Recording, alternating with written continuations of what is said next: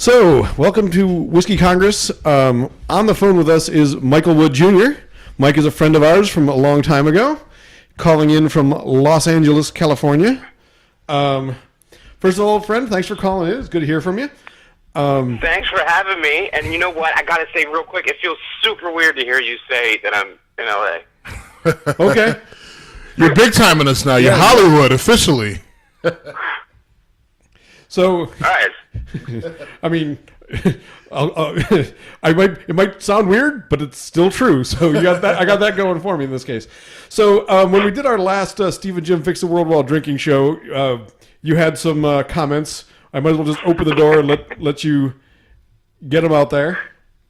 Well, also, is this like our first Whiskey Congress episode? or? It's part of the launch.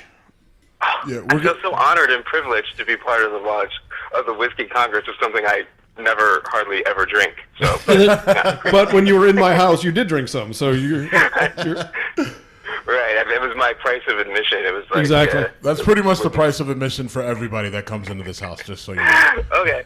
Well, I mean, I'm always getting on people with the gun issues.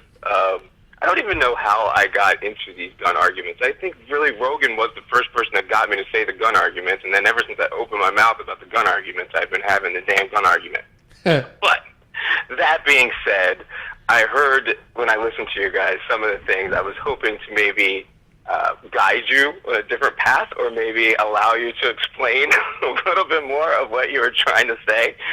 So let's see where we start off. Are you buzzing me out? No, we're not buzzing you out. I got a text message. I'm sorry. I thought you were like, we're not hearing this. No.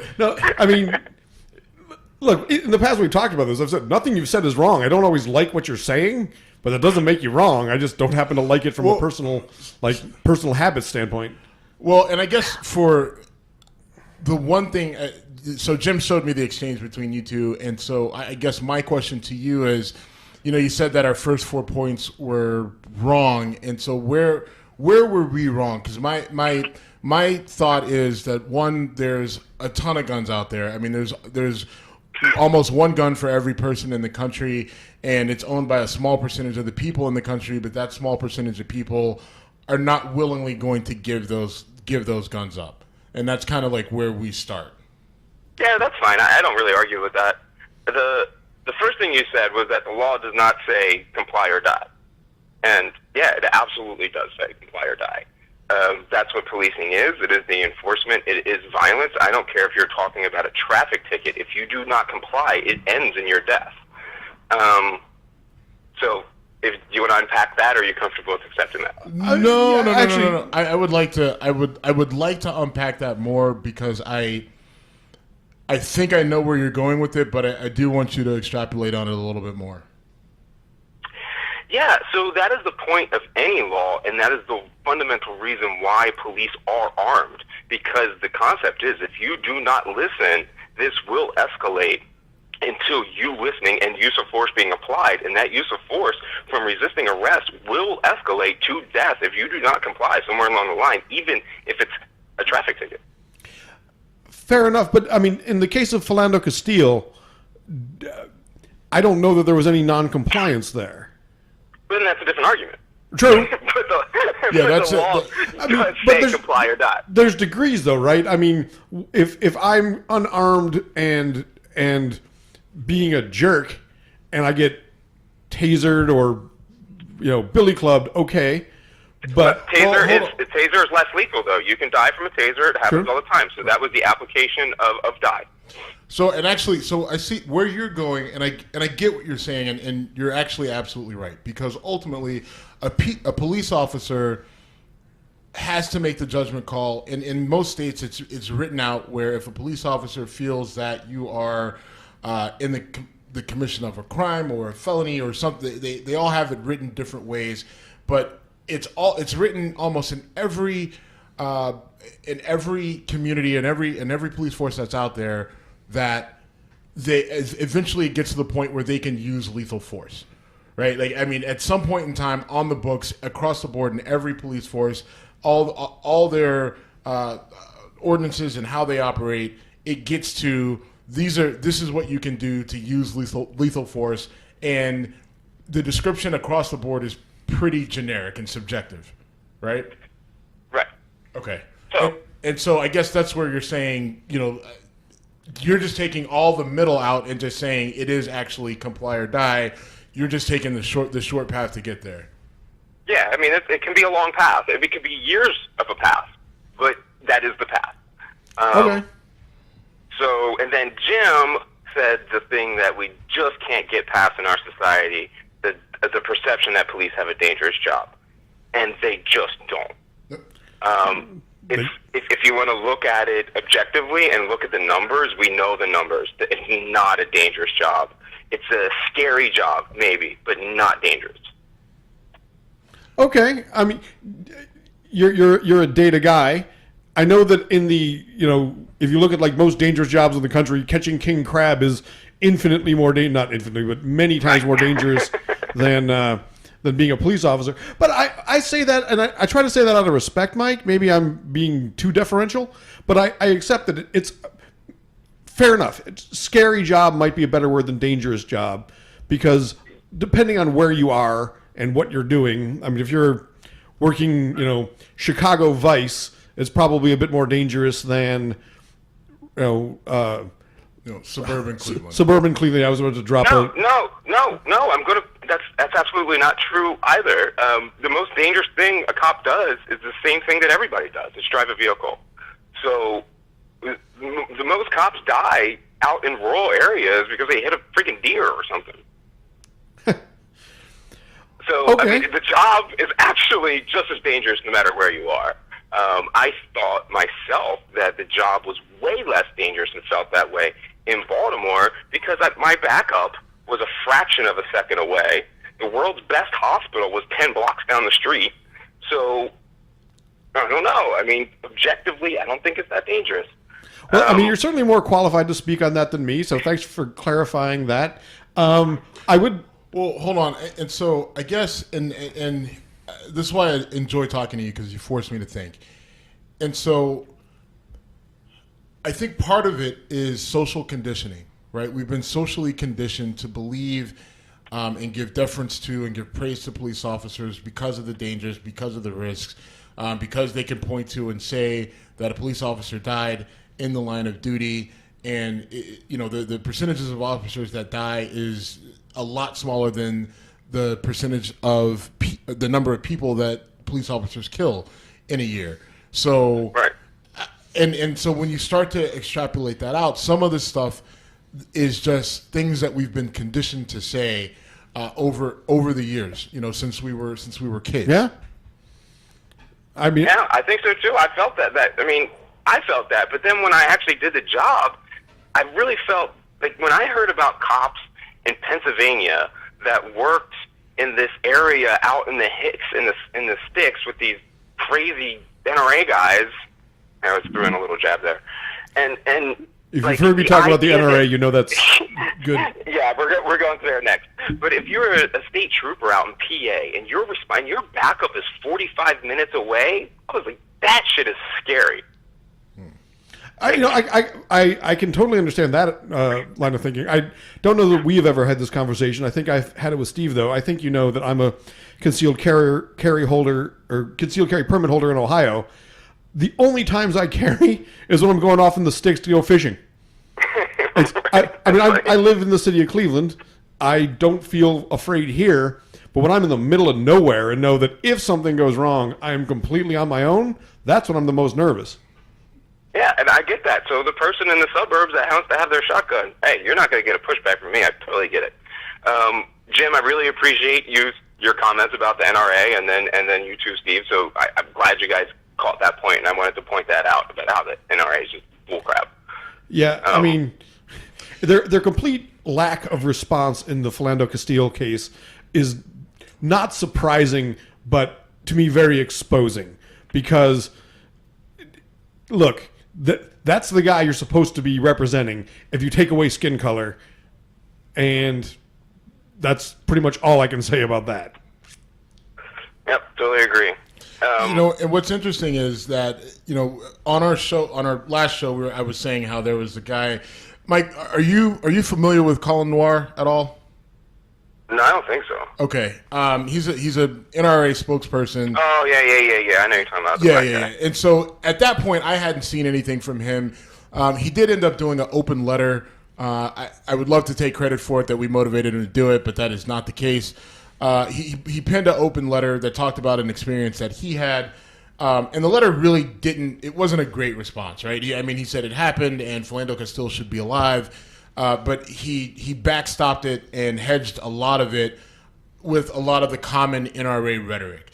So it was a response. It wasn't great. It wasn't the worst, which is probably why they had him do it instead of Wayne LaPierre. But it was a response. I don't think it really changes the three of us. I don't think it changes our opinion. It was too little, too late, and it really goes to show what they're really all about, right? This has nothing to do with actually gun rights for everyone. It's gun rights for a specific group of people for a specific reason to continue to allow the gun manufacturers to cash in. And for that lobbying organization to continue to drag money out of people with amazing success. Yep. So, go ahead. Totally agree on that. So we'll move on to the next thing, Let's go. was you guys got into if you take away guns, then people will use cars and knives and things like that.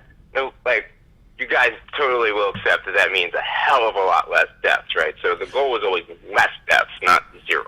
We're not going to get to zero. Understand?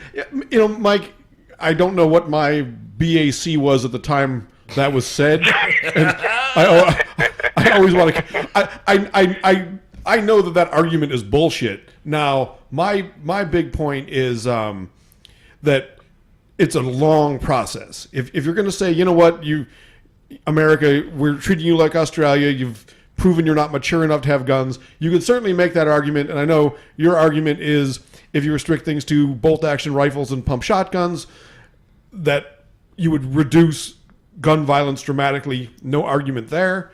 It just happens to dent my personal collection, so that's my only... Mike, let me ask you this. What are your thoughts regarding gun violence in inner cities, in predominantly black and Hispanic neighborhoods, in relation to, okay, if we take guns away and we outlaw handguns and all these other guns and we get them completely out, we say you can't have these. How do you think that impacts what happens, in our inner cities? Some of the stuff that we're trying to clean up. You guys know my PhD work is in management. It's not in policing. So I'm looking at this in supply and demand, and I'm saying a lot of gangbangers start getting rich selling guns to white people. And vice versa. No, it's going to go the other way around, because remember, gangbangers and people in cities that are resorting to gun violence, they're doing this because they do not have resources and opportunities. So once you make that gun more valuable, the longer they hold on to it and preserve it, as the gun will become more and more valuable. So I would think they'd be holding on to them, because why would you use that to try and shoot somebody when this thing's going to be incredibly valuable going forward?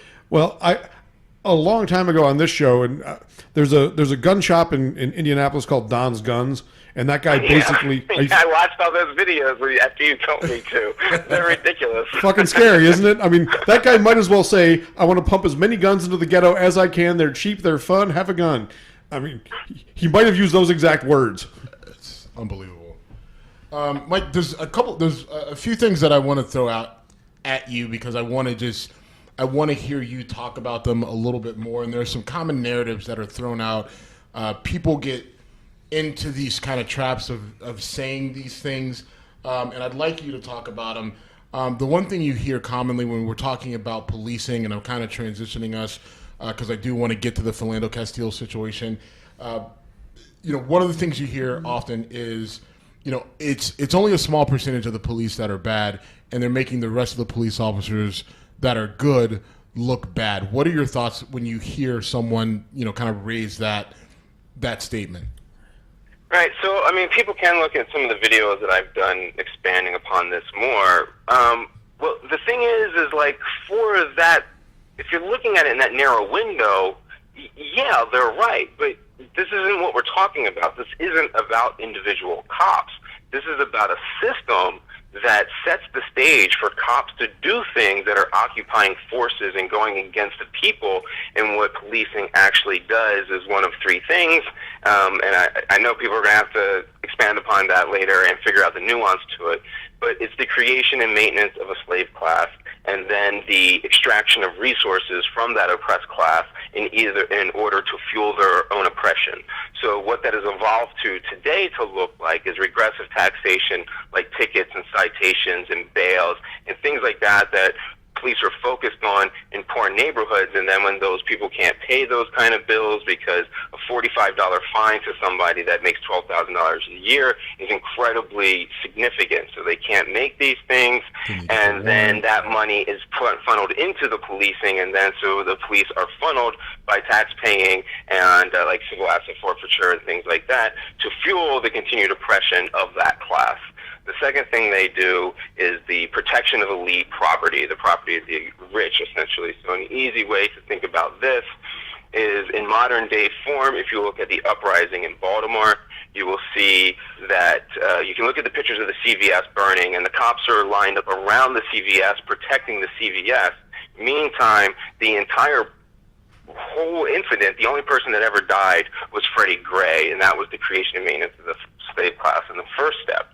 So the third thing that the police do in America, this isn't a worldwide thing, this is unique to America, is the continued genocide of the Native American people. And what that looks like today is state-sanctioned agents in Standing Rock serving the will of the private corporations of the Energy Transfer Partners and assaulting citizens, using force against peaceful citizens, and extracting those resources from that tax base to continue to fuel those things that nobody in that area wants to occur. So we have to change that stage, because no matter how good the person is, when you put them into this type of a situation, they're an apple that's going into a rotten barrel. And whether they're aware of it or not, or whether they take proactive action or not, this barrel will poison them in everything that they do. Okay, very, very well said. So, and if I was going to say that another way, I could say that the system is so stilted towards that kind of behavior that even good people coming in are pushed in that direction, and regardless of the number of quote unquote bad apples, those apples are going to flourish. Right. So an easy way, another way to look at this on a personal instance is, so we have a racist system and institution in policing. And so when I went into policing, I went in, I wanted the fun and all, but I wasn't out to hurt anybody. I didn't have a racist bone in my body. But I spent 11 years being a state-sanctioned agent who was out oppressing people, and I didn't realize it. My actions were racist actions, and it took a while to think about that, because I was being sent there to gather quotas and to do these things, and I was sent to these areas, so I'm just following the orders. This is where I get sent. I don't think about why I'm there and what this actually does to the neighborhood until a long time of observing and thinking about it. You know what I mean? Yeah. And I have to wonder, and this is, I guess, more of a personal question, and I think we know the answer, right, because we see what you're doing now, but, once you realize that, what was your response to that? All of a sudden you woke up, you had the Tamir Weiss situation, which I think sparked some things for you, if I remember correctly, and that realization, what was that moment for you? What was that like? Well, I probably spent 12 years trying to be the perfect cop, and so to understand the law, to understand how police should behave, the best practices, and how you interact with the public. But the idea that if we were professional, what we had lacked was professionalism. So if we could be perfect and professional at this, then we would improve ourselves. But in that process of learning and trying to figure out how to do that, I realized we had a management issue, so I ended up doing my PhD, or I started my master's in management. And then when I was doing that, you learn about systems and incentives and disincentives, and corporations are structured a certain way so that they have a certain output. And these things happen regardless of what the employees intend. It's because it's built into the system. And so when I took those concepts and applied them over to policing, why the hell that hasn't been done before, somebody needs to talk to scholars about. But anyway, when I took and applied them over to policing, and you trace back what your incentives and disincentives within the system are, it means that your employees are going to act in this incredibly racist manner, whether they intend to or not. It's because of the policies and practices in place. Oh, interesting. So you got to fix it, So at that point, I had to fix it, and that's what led me to developing the civilian-led policing model, which is my best effort right now by going through the literature and what we know about criminal justice, what I know from my career, and really more so what we know about corporate social responsibility theory and power structures within organizations and how that would apply over to policing, creating a system which would actually serve the people and fund their goals. Because protect and serve in this system means protect and serve that rich elite, the politicians, and four-year goals. If we change protect and serve to the people perpetually, then we will have a system that's always fighting to reduce these kind of problems. No, Mike, I have a question about your system and the civilian aspect of it that's managing the actual police force. How do you keep them from being? How do you keep the civilian entity of your model from being corrupted over time by whether it's money or just kind of the swell of power? Like how do you kind of combat that within? How do you build into the system a way to kind of help try to prevent the corruption that we see in other kind of aspects of government? Yeah, sure. So this is probably was my biggest hurdle. And it would be my biggest area to ask if anybody wanted to contribute to continuing to improve that concept to do so. So we have a bunch of mitigating factors built in, and it's probably the best example of this system is the answer to this question, because the idea is that you reference the people and you get down to the people, what they actually want of a system, what their thoughts are. And that's what I was doing in Baltimore. Is I was at a cookout in front of the CVS. It was like maybe it was a year after the CVS had burned during the uprising. It had something to do with that. And we were sitting at a campfire with a grill. This guy Shorty, Dwayne Davis from Baltimore, he's an activist down there, and I was saying this to him, like, I'm having this, I don't know how I get 7 people, maybe 9 people, but most likely 7 people selected from the population that isn't corruptible and is like an equitable representation, because if we have an election, okay, they're going to get funded by certain people, they're going to get bought. If we have a random selection, well, then you could have a random bunch of rich white people that are going to end up enacting something terrible. So how in the heck do you do this? And he said, oh, it's easy. You just go ahead and you do like a jury pool style, but they have to meet like a qualification to get into that jury pool. Okay. Yeah, So how often do you rotate that group? Right. So the way that I started thinking about how we needed to do that. And so the first idea that we need to get in is what qualifies people to be onto the board. We have to have, we can't have people that don't know anything be on the board. So the critical element here is you don't need to know anything to be on this board. What you need to know how to do is how to arrive at truth. Because we're going to have all the resources in the world. If you want to ask how you should properly handle a suspect or you should properly run some level of management when you're in charge of this thing, then you can call in all the professors from the colleges there. They're going to be participating anyway, and you could get the best minds around to give you their information. But how do you know what's the best thing to do? How can you sort through that? Well, all we have to do is a month-long online MIT would easily do something like this, where you have a critical thinking class, and people have to take the class online, register, sign up, volunteer to do it, and you have a bunch of other mitigating factors built in, like maybe 25 and over. You can have they have to be residents of the city for at least 5 years, so you get people that are truly invested in it. You can have an algorithm is what we want to say. Like, I don't know how we best go about that. We need to bring in some different scholars to look at it, but we need a system that weights it towards us as shareholders, because this is built off of corporate social responsibility theory and stakeholder theory, and that means that whoever has the most interactions with the police has the most say in the board and who is selected. So this selection of the board has to be weighted towards areas and the shareholders who have the most investment in it.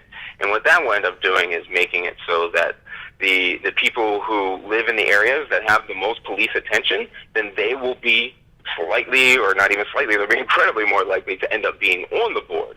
So then you have that balancing effect of whoever is getting the pressure from the state, they end up having the most say in what the police do, so that they will make laws that will protect themselves. And when they make laws that will protect themselves, whenever we protect the bottom, we make rules that protect all of us. So that has a mitigating effect. You have the concept that this is like a 2-year board. So as you rotate people through on a 2-year basis, who is going to sign up and take a $80,000 a year job for 2 years that's full time? It's going to completely take up your life. Only people that really want to do it. If you have a $250,000 a year job, you're not going to volunteer to give that up to go take an $80,000 a year job for 2 years. So you have all these kind of things, and whatever other people can think of, we'll add it in. Okay. And I like that idea, and I like the 2-year rotation is key. I think is not key, but it's a big part of it, because you have someone in that position for too long, and I think that's one of the issues that we see in government across the board, is people are able to sit there for 4 years, 6 years, 8 years, 12 years, 20 years. You have these representatives in Congress that have been there for my entire life. So I think that's a huge part of it, is limiting the amount of time, which forces, like, all right, you're going to take this job. If you're going to take it, that means that you're passionate about it. So in that time that you're there, you're more motivated to get more done, right? Right. I mean, there's a whole bunch of, we can talk to psychologists and figure out all different ways to completely fine tune it, but it's also very particular to the area, which is a kind of a hard concept for people to get when we say, well, what would civilian policing look like in my neighborhood?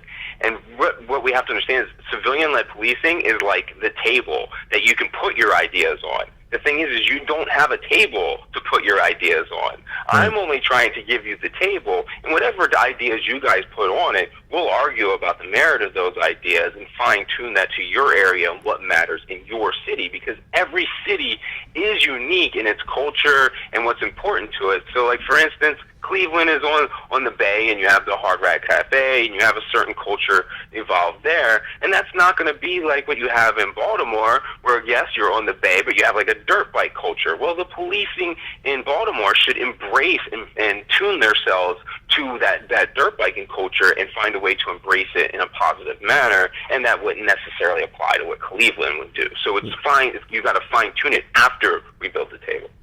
I got you.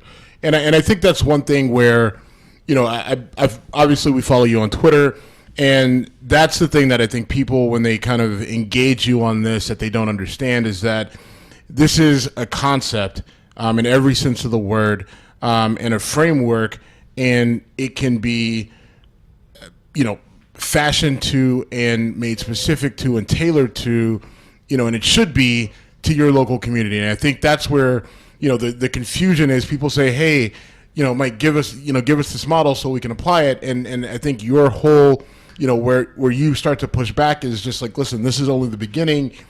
You in your local city are going to have to do the legwork to figure out how this is going to work best for your situation. Yeah, exactly. And I'll come help you, and we can all push through those weeds together. But if my system works, you don't need me, and I shouldn't need to be some power structure within it. This shouldn't have anything to do with me. I should be a signature at the bottom of the piece of paper that says, yes, this is the model, go ahead and run with it. Like, it can't be about me and these minor issues. These are your cities, and that's the point, is that you're taking over your police department to be accountable for its actions, and that's also a scary thing for us to think about. That like humans, we want to look to the authority figure, and it's like I'm trying to use, like, when they look at me, I'm trying to say, like, that's actually kind of like the problem that I'm trying to push back on. It isn't look at me. Right. It's really one of those situations where people need to take responsibility for their own communities to get the result that they're looking for, right? Which is change. If this system is right, like I say, and then I'm going to espouse this theory, that also means when I'm pushing back on some people who have police reform measures, the reason I will push back on every single police reform measure is because you are doing it within that rotten barrel. And so whatever you're trying to do, you're just like, maybe you're putting some water out of it. Maybe, you're shining up the apples really good before you put them into the rotten barrel. But no matter what you put into that barrel, if it's body cameras, then that means when you put body cameras into that barrel, the police take them over, it becomes a tool. The next thing you know, they have it attached to facial recognition, and they're running warrant checks on everybody like they're already planning to do. And now you pushed for body cameras, and now you created a state of mass surveillance because you are trying to fix something that cannot be fixed. I've been a big proponent for body cameras and dash cams for a long time, and my logic was, if we have that information, then this issue will get a light shined upon it, and it'll get better. And I think half of that's true. There's a light shined upon it, but it really hasn't gotten better. I mean, Philando Castile is a perfect example of, you've got video evidence of what happened. You don't need to take someone's word for it. You don't need to hear he said, she said. You can see it, and still it gets treated the way it did. And that one to me was, there's been a bunch of examples, and it's kind of sad that a lot of times Steve and I will talk about a wrongful death shooting and say, oh, that happened there. Oh, wait. Oh, was that the... they start to run together because they're not aberrations. They're frequent occurrences. And I think it traumatizes all of us in a mass way. Like, it's either going to numb you or it becomes like violent porn to people. And like, I have to review these things constantly to make these videos and talk about it. And it's just like, it leaves a dark cloud hanging over you. And so, like, I get pissed when people are fighting for the wrong things because they're just not, like, thinking about this radically enough to really take charge of our societies. Radical change or complete shifts are something we suck at in America. We don't take bold steps to change things. A totally different... Well, I don't know if I agree with that. This country is actually built on radical change. The Revolutionary War, the Civil War, the Civil Rights Movement. We've had radical change. It just... Now, I think we've definitely gotten soft compared to where we were. But I think, to Michael's point, is that we need more people to move in that radical direction, but it needs to be a well thought out, controlled radicalism. Like, you can't just fly off the handle and go protest everything. It has to be. My whole position is that it's got to be strategic. There's got to be a purpose, and you have to have a plan and a solution. And going out and just being pissed and yelling isn't enough. I want to totally agree with that.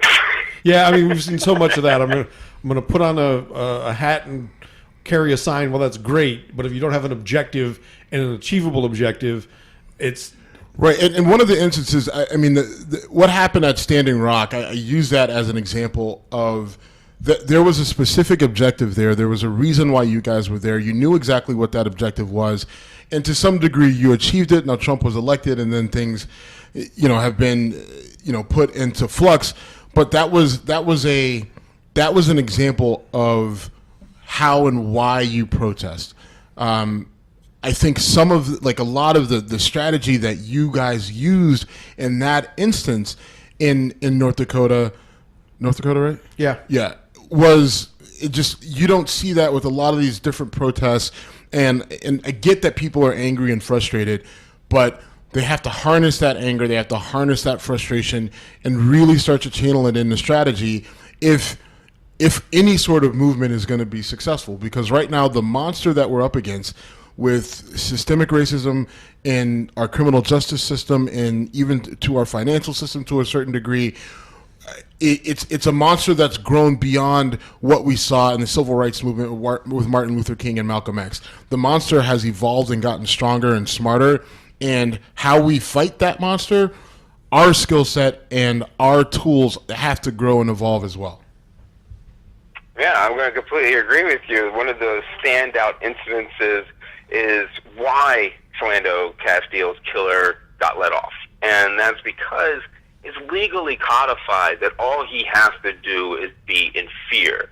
It doesn't have to be reasonable. It just has to be in fear. When they originally did it, I forget what I don't know why I can't remember the court case on the beginning that first established it, but what they had established was that if as long as a reasonable officer felt in fear, then they could use deadly force, fear of their life or the life of somebody else, then deadly force would be justified. How that has evolved throughout the years was kind of culminated in Freddie Gray in Baltimore when the officers were tried for his killing. What the courts ended up deciding there was that the average officer was reasonable, because they started saying, what would the average officer do? Not what an officer should do or what would a reasonable officer do. So they codified into the case law that a reasonable officer is an average officer. So now that we've gotten standards so low, or maybe we can argue about the why, but we're at this point where the average officer is unreasonable. So if that's the case, then we have now codified that unreasonable fear is a justification for murder. I mean, the Freddie Gray case is that much more. So from a legal standpoint, the fact that there were six officers involved, and they all had separate trials. So proving, cause beyond a reasonable doubt on any one was difficult, and I mean, that was a disgusting case to me in the sense that they kind of backtracked the reason for that fear. He ran, so they tackled him. He ends up dead, and then they said, well, he had a knife. Well, you didn't know he had the knife until you frisked him when he was immobilized. So he was outnumbered 6-1, and I mean, that was just a case of brutality that I don't think they intended to end in death, but when it does, you should be accountable. I mean, it's a crime of negligence. Maybe there wasn't intent, but yeah, I mean, manslaughter is negligence. Right, and that's the thing that really, we talked about and really hit me with Philando Castile is if they would have charged that officer with second-degree murder and the charge didn't meet, or the evidence didn't meet the standard of the charge, I would have understood that. They charged him with second-degree manslaughter and with I forget what they called it, but essentially recklessly discharging a firearm resulting in death or injury. And I'm like, how can you say that's not accurate? And frankly, the idea that this officer doesn't go to jail, his going to jail would not have made me feel any good. It wouldn't have made, that doesn't make me happy. The only thing that I'm looking for, and I think we're all looking for, is accountability when you give the kind of power that you do to the average police officer, that with that power comes a responsibility, not free reign. All right, Peter Parker. Comic book reference. Oh, here we go. All right. Well, listen, I mean, Mike, we really want to thank you for calling in. It's been a while. We, like I said, earlier before we got on, we really appreciate what you're doing. You've helped us, kind of think about what we're saying when we are recording our show. Even though sometimes I know we still throw stuff out there and it just drives you nuts. But I'm glad to. Anyway, I'm not glad to drive you nuts, but I appreciate your feedback. Right. We appreciate the fact that you listen. And so in that turn, I guess it's kind of, we appreciate the fact that we drive you nuts. But, thanks for calling in. Is there anything are you going to be on anything else? Is there anything else that you want to plug so we can get it out there so people know where to find you or listen to you? Well, Yeah, I mean, I'm hoping one of the first things that you guys do is join me on the Vans Warped Tour that I'm going to be going on, and Veteran Stand is going on. It's doing an activation. Ooh, I looked at that. You guys, it's going to be in. Are you guys coming Akron. to Canton? Akron. Okay. Yeah. So maybe we can do a live whiskey congress from the Vans Warped Tour. Nice. So that would be cool. So we're doing that right now, which the premise behind that is one of the things we talked about is when veterans are out as an evolution of Veteran Stand for Stand and Rock, and we wanted to create local groups and kind of empower them to fight their issues in their own area. And we wanted to give an example of what that would look like, because one of the hard things in activism is a lot of white saviorness, where they kind of come in with trying to install their ideas and not listening to the people and doing what they can to get their ideas heard. So what I try to do, and been doing for a long time, is to build stages and kind of view that as what we do. So we do the hard work to build a stage so that other voices are heard. So we got this big, huge tent. We're working with the Vans officially going through, and we have a whole stage set up with artists and poets, local artists, national artists coming in to have their voices heard and speak to the kids there. We have 2 VR systems set up that are art galleries from all over the country. Artists can still send their stuff in, and we can attach that to the bottom of this.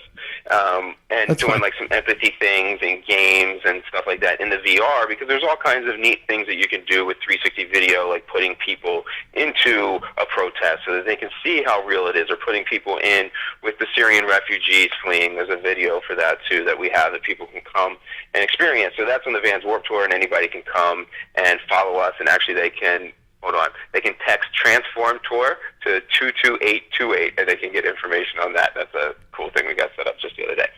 And so we'll be up in Akron, and hopefully we can do that down there. And then a group was formed with some lawyers and hardworking campaign guys from political world who decided they were going to fight and try and get civilian-led policing known and around the world and presented to people around the country, at least at first. And so they're around on the tour too, going to all the cities and meeting with everybody to talk about how they can install civilian-led policing in their particular area in there and catch up with them. And their website is civilianledpolicing.org, and their Twitter is @civilianledpd. So either way you want to go with that. Fantastic. All right. So that's in July? I don't know. Whatever the schedule says. So the easiest thing would be to go to those get a sites. look at Yeah, the I've been on I've been on the site. I saw it, and I had planned on going. I was going to drag Jim there anyway.